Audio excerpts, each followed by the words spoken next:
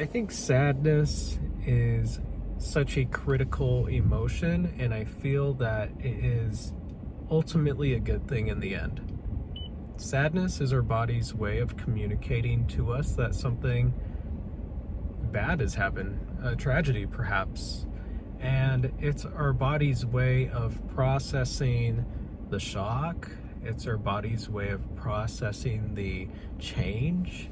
It's our body's way of accepting a new reality, because acceptance does not come without grief. Acceptance doesn't just happen. When someone passes away or when a relationship ends, you don't just reach acceptance. First of all, you're shocked, you're in denial, you bargain, and then you're sad for a period of time.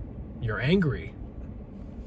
So these emotions that we usually think of as being negative, anger, sadness, they are saving graces at the end of the day. They are essential for us to move forward. They are essential for us to grow. Feeling our emotions is the pathway to wisdom. It's the pathway to transcendence, emotional transcendence. It's the pathway to growth. It's the pathway to self-respect, maturity. I tend to tell people who are going through grief processes that what is happening to them is a good thing. Even though they are experiencing a tragedy, even though they're experiencing maybe intense grief, sadness, trauma, I tell them that I would rather them experience the sadness than to block the sadness, to repress or suppress the sadness, or to deny the sadness. I would rather them feel the sadness than to displace the sadness onto something else, or displace the anger onto something else. I would rather them feel their emotions than pretend that they are not going through them at all. And I think this process could be done in the privacy of one's own room. And I think there's a lot that can be done when we decide that we're going to be sad, and we set aside the time to be sad. We set aside the time to do an activity that helps us process that sadness, whether it's journaling, whether it's sitting down and listening to sad music,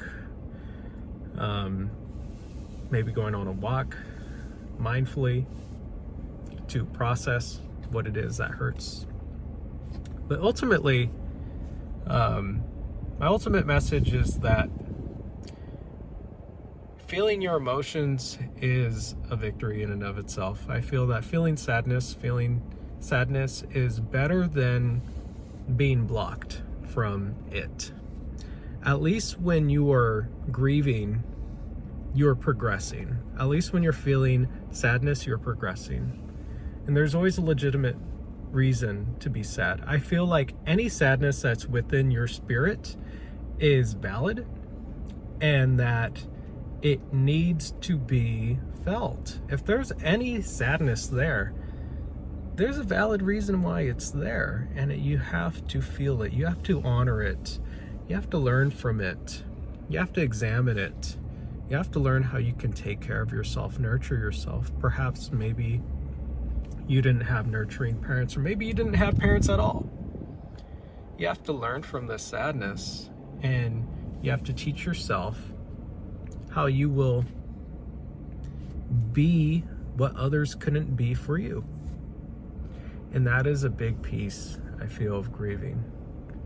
Understanding the letdowns. Understanding maybe it's not your fault you were let down. And so with that, sadness is a beautiful thing, and hardly do I really feel like sadness is bad. The only time I feel like sadness could be kind of bad is maybe when we become suicidal.